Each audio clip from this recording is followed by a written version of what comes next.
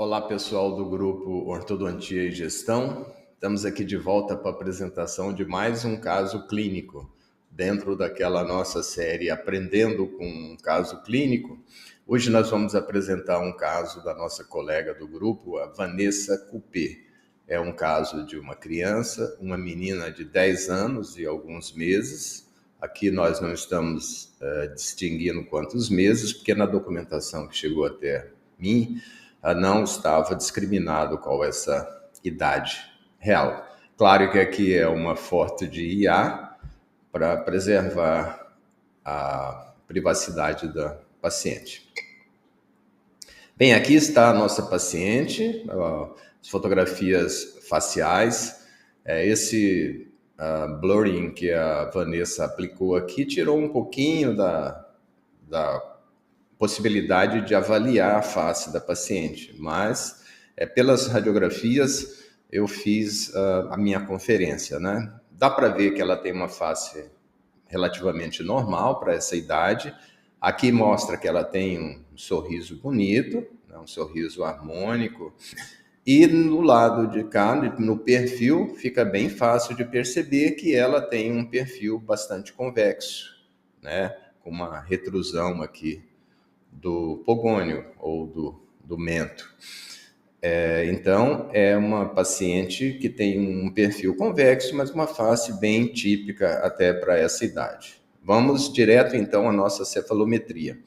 Olha, quero destacar aqui que nem todo mundo usa cefalometria, tem professores até que não gostam de cefalometria, já vi professores dizer que não serve para nada ou que não usa.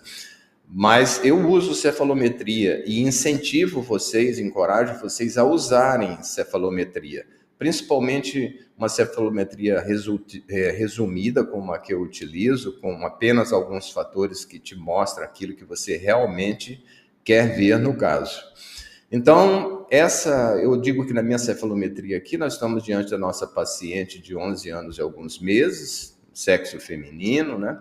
Aqui nós temos um FMA de 25. Então, esses 4 primeiros fatores aqui, eu chamo dos 4 fatores essenciais, porque só baseado neles aqui, eu já tenho 80% da análise do caso. Claro que estendendo até o número 8 aqui, que é a análise de perfil mole do paciente, eu tenho quase que praticamente 100% da avaliação do meu caso. Então, veja aqui, o FMA, que é o primeiro fator, que eu já sei que deve ser em média 25, ele determina o ângulo do plano mandibular, ou seja, como essa face cresce verticalmente. Qual é o padrão de crescimento vertical dessa face? Como deveria ser 25 em média, está em 26, então ele está dentro da média. Eu caracterizo então que ele é um paciente que cresce com padrão mesofacial. O que significa isso? Significa que a face dele deve guardar essas proporções durante o crescimento, deve crescer para baixo e para frente com igual intensidade. Como daqui para frente nós temos mais crescimento da mandíbula do que da maxila, isso significa que vai haver um avanço do mento. Depois vamos verificar no sentido horizontal, qual é a relação da maxila com a mandíbula. O ângulo ANB me dá esse valor. O ANB nós já sabemos que deveria ser 2 graus, em média ele está em 6 graus, ou seja, é uma classe 2 esquelética. Aqui está o ponto A, aqui está o ponto B e 6 graus. Lógico, então uma classe 2 esquelética. Olha, veja, agora nós vamos verificar os incisivos. Do ponto de vista do padrão facial, nós já vimos que verticalmente é mesofacial e horizontalmente é uma classe 2 esquelética. Depois nós temos a posição dos incisivos. O 1NA, que é a inclinação no sentido antero-posterior do incisivo superior, em média é 22 graus. Nós estamos com 16 aqui, então isso me faz concluir que o incisivo superior está verticalizado, ou seja, ele está inclinado mais para trás do que deveria. E eu, só de olhar aqui, eu sei disso. O ímpar, que é a mesma medida do incisivo inferior em relação ao plano mandibular, ele deveria ser 93, nós estamos com 98, ou seja, em tese, esse incisivo está 5 graus mais inclinado para frente do que deveria. Então, olha, o que nós temos então aqui só com essa análise? Nós sabemos que é um paciente que vai ter um bom crescimento, porque é um mesofacial. Ele tem uma classe 2 esquelética, de uma ANB de 6, tem incisivos superiores verticalizados e incisivos inferiores vestibularizados. Ora, isso é um perfil típico de uma classe 2 esquelética. Qual seja, como se a natureza tentasse gerar um toque entre os incisivos. Numa classe 2, o superior está adiantado em relação ao inferior, ou o inferior atrasado, eles deveriam estar, os incisivos não deveriam se tocar. Então, para se tocar, o inferior inclina para frente, então fica vestibularizado, e o superior fica verticalizado, vem um pouco para trás. Então, um superior retrai e o inferior adianta para que crie o toque. Então, para quem é menos experiente, esse é o perfil mais típico de um caso de classe 2 esquelética. Os incisivos compensados, o superior inclinado para trás e o inferior mais para frente. Acredito que a maioria de vocês já sabe, mas não custa relembrar. Aí nós vamos aqui para a análise do perfil tecidos moles. Esse aqui é a segunda parte da análise, onde a gente vai avaliar qual é a posição dos lábios e qual é a posição do mento, ou seja, do pogônio mole. Porque é nessa área que o ortodontista mais tem condição de atuar. Porque na face superior, a menos que, ou na face média e fase superior, a menos que haja cirurgia, nós não vamos modificar grande coisa. Então, essas medidas vão dizer para a gente se a posição do incisivo superior, da maxila, está correta, principalmente. Então, vem começando pela convexidade. A convexidade é esse ângulo aqui, ó. Tá? Ele deveria ser, em média, 163 graus, ou seja, nós estamos com 159, significa que realmente é convexo, o perfil é convexo.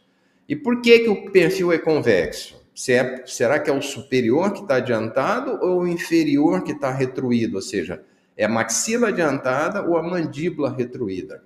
Como nós medimos agora a posição do lábio superior e inferior e hipogônio para saber qual é a posição de cada um deles, quem está para frente, quem está para trás.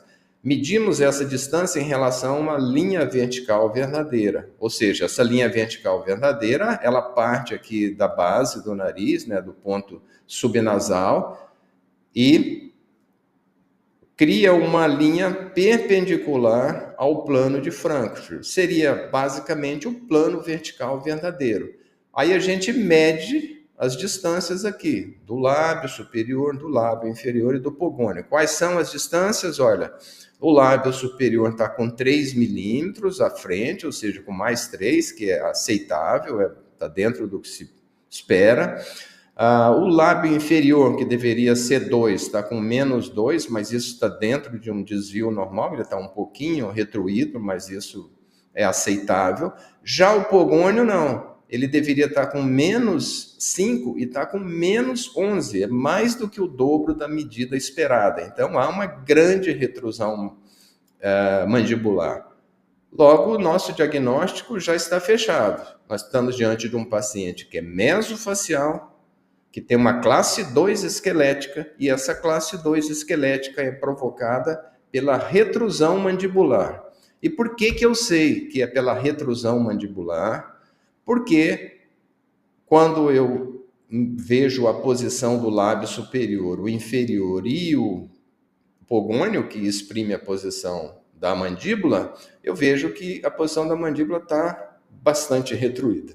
É baseado nisso que eu digo o que disse. Aqui nós temos os fatores complementares que a gente basicamente utiliza para confirmar esses fatores aqui de cima. O único que não é de confirmação é esse fator aqui, que é o 1 POF, ou seja, uma distância da exposição vertical do incisivo superior. É essa linha aqui. Quanto do incisivo superior está exposto no sorriso? ela está marcando 4, o ideal é que seja por volta de 3, de 2 a 4 é considerado normal, considerei normal. E também o outro que é interessante nesse caso de pacientes em crescimento é o ângulo goníaco. Então, quando a gente olha aqui, o ângulo goníaco é esse ângulo da mandíbula. Quanto mais fechado esse ângulo, mais a mandíbula cresce para frente. Quanto mais aberto, mais ela cresce para baixo e para trás. Como ele está dentro da média, significa que essa mandíbula deve crescer movimentando o mento para frente ao longo do tempo. E isso é muito bom para a correção da nossa classe 2. Agora vamos dar continuidade aqui às conclusões da nossa análise cefalométrica.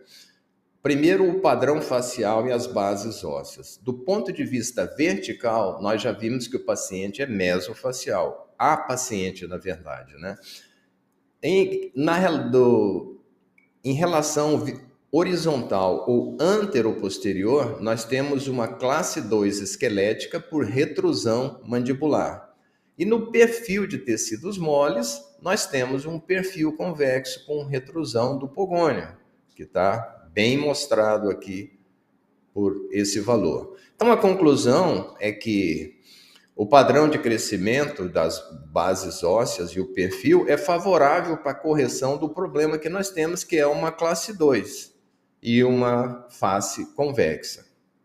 Vamos para o nosso próximo dado a ser analisado, que é o crescimento. Considerando que essa criança, essa paciente tem 10 anos e alguma coisa, ela está em crescimento ativo. Então, precisamos saber em que fase do crescimento ela está. Analisando aqui as vértebras cervicais, nós verificamos que ela está nessa fase de CS2, ou seja, um pouquinho antes da fase de aceleração do surto. Ou seja, ela tem todo o crescimento pela frente. Então, é isso que nós concluímos aqui.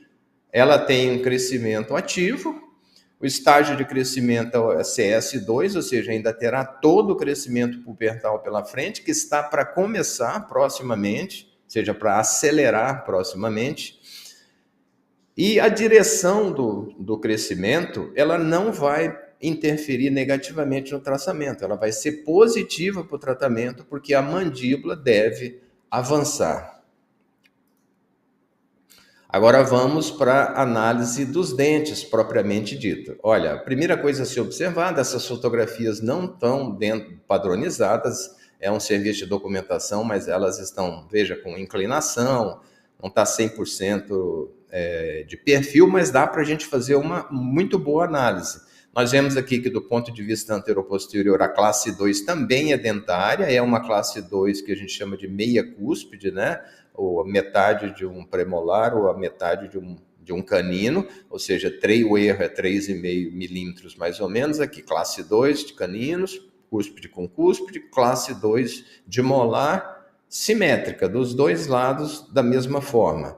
Caninos, veja que eles estão altos aqui e eles estão retidos por falta de espaço, né?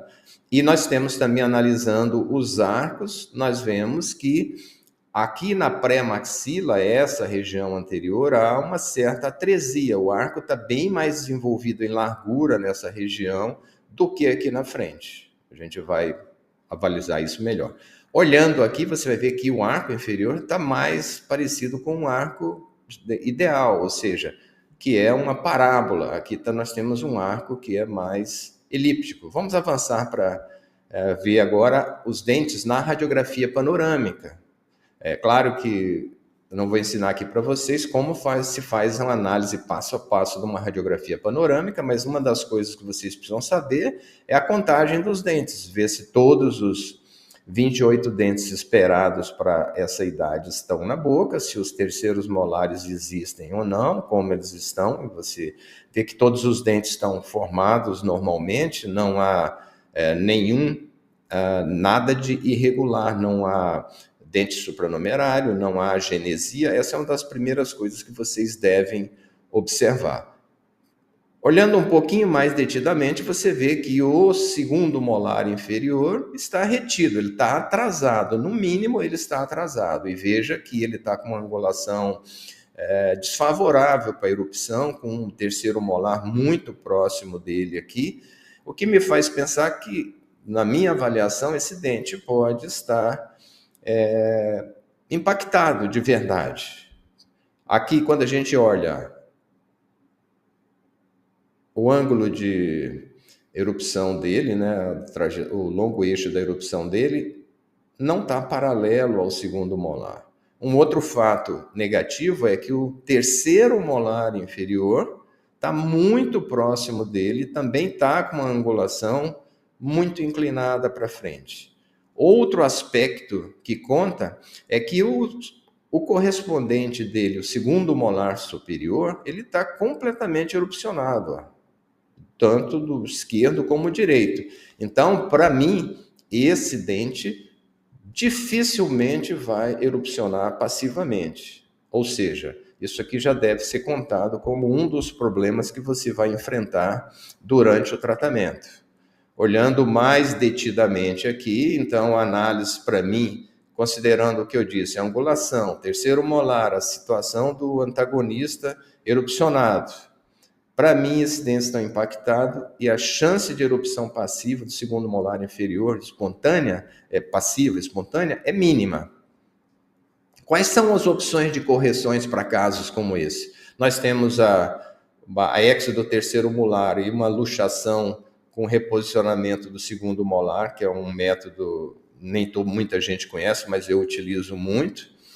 E tem a segunda opção, que é aguardar mais e depois fazer uma exposição cirúrgica do segundo molar e tracionar ele com alguma ancoragem ligada ao arco, como uma extensão num arco lingual, um parafuso, um mini parafuso de ancoragem ou qualquer coisa que o valha, que seria a opção 2. Mas sobre essa opção 1, muita gente não conhece, que é a extração do terceiro molar e o reposicionamento do segundo molar. É claro que não dá para ser feito em todos os casos, mas nesse caso aqui, pelo grau de inclinação desse molar, ele é favorável e pela idade ele também pode ser feito.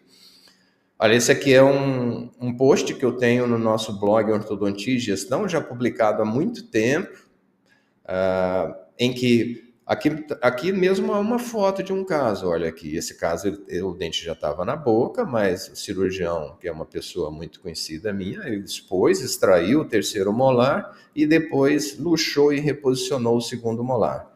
Aqui tem um exemplo de um caso, como um segundo molar, como o caso desse que nós temos em tela, bem parecido, né? Mas uma fase anterior ainda, olha, ele estava aparecendo até bem posicionado, ele evoluiu para isso, ó, começou a inclinar e o terceiro molar em cima dele. Depois ele inclinou um pouquinho mais e ficou totalmente retido. Olha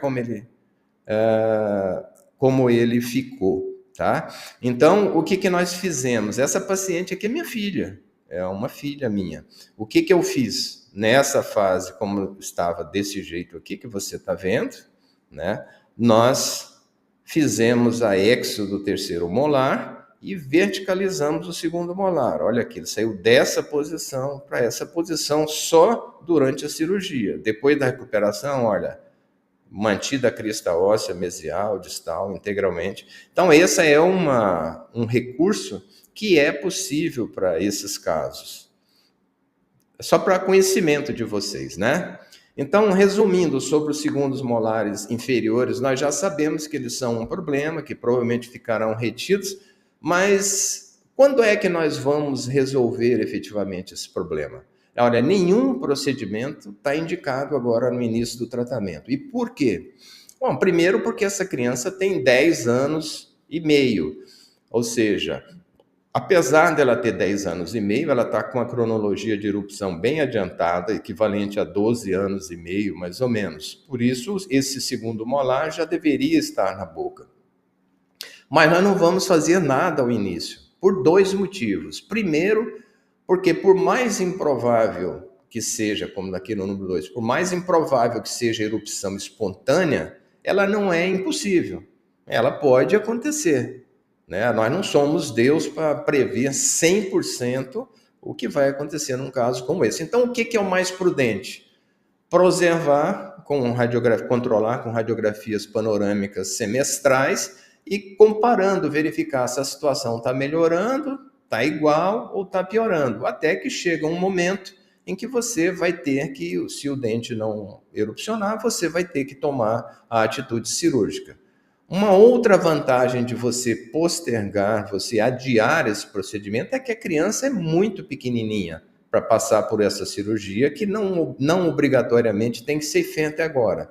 E segundo isso, você pode perder o paciente, porque na indecisão de fazer ou não fazer a cirurgia, eles ficam adiando o tratamento, adiando, e você acaba perdendo o paciente por causa dessa fricção que você impôs inicialmente, que é tomar já uma decisão difícil de fazer uma cirurgia numa criança de 10, 11, 12 anos, sem que esse problema esteja amadurecido na cabeça dos pais. Então, no controle, você vai saber se melhorou, se piorou, se teve alguma intercorrência, se apareceu um cisto dentígero, alguma reabsorção, e você calcula que depois de um ano e pouco de tratamento, você tem que tomar a decisão de intervenção final. Mas os pais, independente disso ter que acontecer lá para frente, os pais precisam ser avisados já na apresentação do plano de tratamento. Porque se eles souberem do problema desde o início, eles vão olhar você como a pessoa que vai resolver um problema que a filha dele tem. Contudo, se ele não souber e você for apresentar isso para ele durante o tratamento, ele vai te enxergar como uma pessoa que gerou esse problema, ou como uma pessoa despreparada que não enxergou que esse problema existiria. Porque existe uma terceira coisa, ele pode mostrar esse caso para um colega e você nunca sabe como é a consciência desse colega. Esse colega pode te queimar, ver uma documentação inicial e falar, olha, isso aqui já existia. Então, por isso os pais precisam sempre estar informados.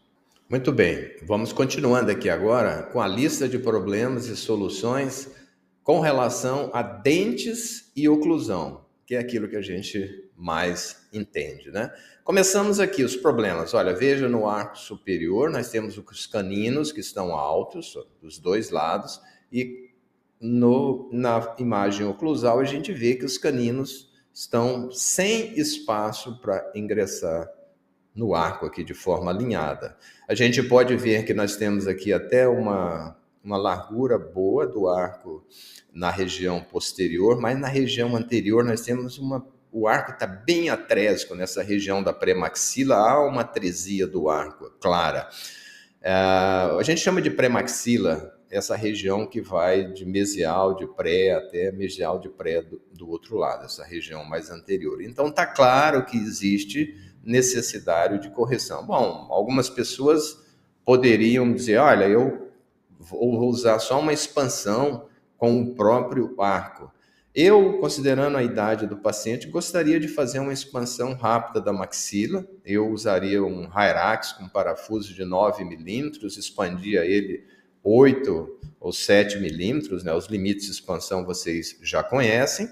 Mas eu gosto de aproveitar essa ocasião para dizer uma coisa para você. Olha, eu fui aluno do professor Haas durante praticamente um ano. Eu visitei a clínica do professor Haas. E ele sempre dizia, olha, não tenham medo de fazer grandes expansões. E ele sempre fazia grandes expansões às vezes até de 11, de 13 milímetros, que eu, pessoalmente, nunca fiz, acho bastante exagerado, a menos que seja em casos bem atípicos, né? Mas um dos motivos pelo qual a gente deve expandir um pouco além é porque já é conhecido cientificamente que cerca de 20 a 30% do que a gente expande vai ser perdidas nos próximos 3 a 5 anos. Então, se você quer manter uma expansão razoável, se você acha que o ótimo seja 5 milímetros de expansão, é suficiente para recontornar esse arco e colocar os caninos alinhados no arco, você expande 8, porque depois você pode perder 3 e você não vai ter apinhamento como uma forma de recidiva desagradável. Então, eu faria uma expansão rápida da maxila. Quando eu comentei isso com a Vanessa, que é a doutora dessa paciente, ela até falou, eu nem pensei nessa expansão, porque eu vi que o corretor bucal da paciente, ela estava bom, não há falta, não há grande espaço aqui no corredor bucal, tá vendo? E realmente, nessa foto mostra, mas o sorriso dela está um pouquinho tímido. Mas muito embora não haja problemas lá atrás, aqui na frente existe. Olha, nós temos aqui um arco bem tímido, atrésico, ela está até meio dentucinha, porque os dois centrais se destacam bastante. Veja que os laterais já estão, e os caninos estão bem atrésicos aqui. Então, justificaria, na minha opinião, essa expansão rápida da maxila. E aí, se eu não fizer? Não, você pode também, se for uma opção sua, expandir só os arcos e fazendo uma técnica adequada, você talvez possa ter sucesso. Eu estou dizendo para vocês o que eu faria partindo da minha experiência, do que eu já fiz até hoje, do que eu acho mais adequado. No sentido anterior-posterior, nós temos uma classe 2, meia cúspide. Quando a gente diz meia cúspide, significa que não é uma classe 2 completa, né? Então, aqui o canino está cúspide com cúspide e o molar está alinhado aqui, sem degrau mesial. Nós podemos, num paciente com esse padrão mesofacial e com tudo isso de crescimento pela frente, corrigir isso apenas com elástico de classe 2, sem APM, sem mini implante, tranquilamente. Depois nós temos o overbite aumentado, o OB. Eu escrevi isso para a Vanessa, ela até me questionou o que seria esse OB. Né? Até peço desculpas, porque eu uso muito essa expressão, mas o mais comum mesmo da gente dizer, o termo mais popularizado é sobremordida. Né? Então vamos falar, tem uma sobremordida aumentada, que está claro aqui, e o que nós temos que pensar nessa sobremordida é que ela precisa ser corrigida e a gente não deve intruir muito o incisivo superior, porque se você olha no sorriso dela aqui, você vê que ela está mostrando bem os incisivos, ela está sorrindo, nem está mostrando a gengiva. E na análise cefalométrica ficou constatado que a exposição do incisivo está numa posição correta. Então, se a gente intruir esse incisivo 2, 3 milímetros, a gente pode deixar a paciente ao final do tratamento com um sorriso baixo. Não muito, mas é uma coisa que você deve levar em consideração. O overjet aumentado não há problema. Nós temos uma classe 2, quando você corrigir a classe 2, você vai zerar esse overjet. E, por fim, mas não menos importante, o perfil convexo de tecidos moles, que nós vimos que é um perfil convexo, com uma retrusão mandibular. É muito importante que vocês saibam que vai haver avanço do mento e do pogônio, a convexidade do perfil vai ser reduzida, contudo, esse perfil não vai ficar reto. O paciente vai guardar uma similaridade com a condição que ela apresentava antes do tratamento. Por quê? Porque essa convexidade ou essa retrusão mandibular não se trata de uma distorção, de uma síndrome, nada. É simplesmente uma característica facial desta paciente. Então, ela vai ter todo o crescimento e, ao final do crescimento, ela vai ter alguma coisa parecida com isso. Então, ela não vai ficar uma criança com um pogônio exagerado e nem vai ficar com um pogônio reto. Ela vai continuar como uma paciente, uma criança com um perfil convexo, só que um perfil mais equilibrado um pouco e com a oclusão ideal. E por onde eu começaria o tratamento? Né? A gente está falando de planejamento, mas eu sempre avanço um pouquinho, dou um pontapé inicial no que seria o tratamento. Eu já disse ali quais seriam as soluções anteriormente, e agora eu estou querendo dizer por onde eu começaria. Né? Eu também já disse que não começaria abordando o problema do segundo molar inferior, dos segundos molares inferiores que estão impactados. Mas como é que eu começo? Eu já falei que começo com a expansão rápida de maxila. Veja que aqui, quando a gente traça um arco, né, acompanhando a borda incisal dos dentes, você vai ver que realmente a pré-maxila está bem atrésica. E quando a gente faz uma expansão, todo mundo já sabe que a maxila não abre igualmente no setor posterior, na região posterior e na região anterior. Ela abre, como está indicando aqui essas linhas pontilhadas, ela abre mais na região anterior do que na região posterior, que vem a calhar com o que nós precisamos, que é mais expansão aqui na região anterior. Nós sabemos também que a expansão transversal, a expansão rápida da maxila, ela não vai produzir só o movimento ortopédico, esquelético, da movimentação dos ossos. Nós vamos também provocar um certo grau de movimentação, de vestibularização dos dentes. E como nós temos aqui, inicialmente, os dentes muito inclinados para dentro, como vocês estão vendo aqui, com um torque exagerado, quando a gente fizer a expansão, naturalmente, pelo efeito colateral da expansão, que é inclinar os dentes, isso aqui será corrigido. Ah, mas será que se eu não quisesse usar esse Hyrax? Ah, tudo bem, você podia expandir também com um RAS. Você também poderia usar um Quad-Helix. Você poderia usar a expansão só dos arcos.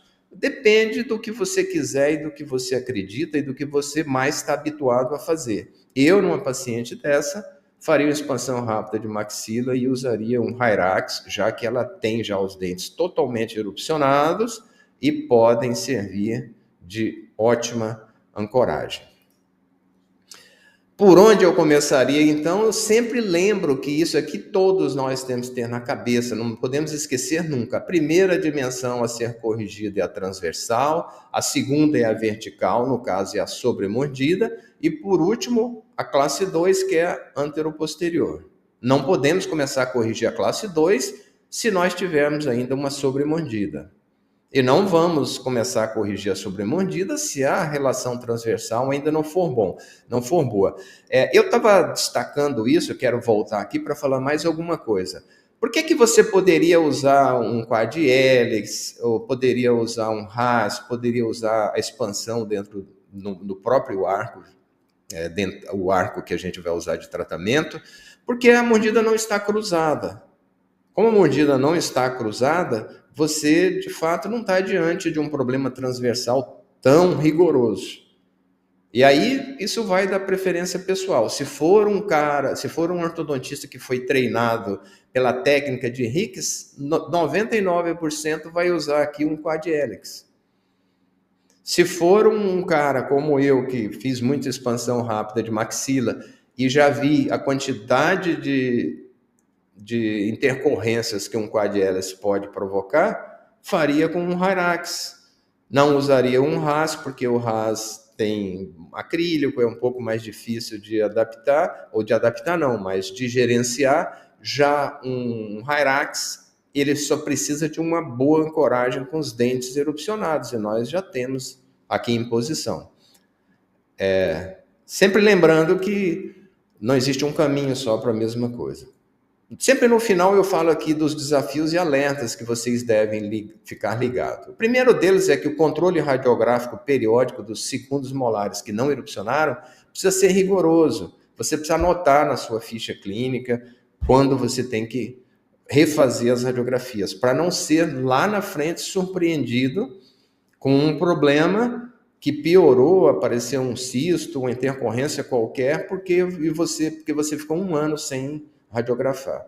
Independente de qualquer coisa, um caso que tem um segundo molar inferior retido como esse num paciente dessa idade vai alongar o seu tempo de tratamento. Então, na hora de falar para o paciente qual vai ser o tempo de tratamento, inclua tipo 6 meses a mais de tratamento só por causa desse problema, porque é o tempo que você vai gastar em solicitar o procedimento cirúrgico, o paciente fazer o procedimento cirúrgico, ele chegar em condição de que você pode começar a fazer o tracionamento, aí você começar a fazer o tracionamento e levar ele para a posição, corrigir as coisas que não vão dar certo nesse tracionamento, porque não fica você pensando que você vai fazer a primeira mecânica e ele já vai para o lugar certinho. O mais comum é que você faça alguma coisa não dê muito certo, aí você mude e aí sim você chegue no ponto final. Então, se você tem um caso como esse, não menospreze, você provavelmente vai gastar 6 meses a mais de tratamento por causa dessas coisas. Um outro ponto importante, só começa a usar os elásticos classe 2 quando você tiver com um fio rígido inferior. Então, se você trabalha com com um slot 22, você vai ter que estar pelo menos com um arco 19 por 25. Porque o seu ímpar já é 98, você não quer inclinar mais esse incisivo para frente. Apesar de que, provavelmente, você vai manter esse ímpar de 98 e às vezes até aumentar, inclinar um pouco esses incisivos para frente. Porque quando a gente usa elástico de classe 2, a gente já sabe que nós vamos ter bastante colaboração da mesialização, do deslizamento mesial do arco inferior. Não é só o superior que a gente leva para trás. O inferior vai bastante para frente. E aí, Vanessa, você falou para mim que tinha preocupação com quão delgada era a gengiva na região dos incisivos inferiores. De fato, mas é bem normal. Acontece que esse paciente que tem crescimento, a região anterior do osso alveolar é um local em que o crescimento vai gerar a posição óssea. Diferentemente de um adulto de 30, 40 anos, onde já está a maturação, leva a reabsorção óssea nessa região, a criança em crescimento, a mandíbula em crescimento, uma das áreas de aposição óssea é exatamente aqui nos incisivos.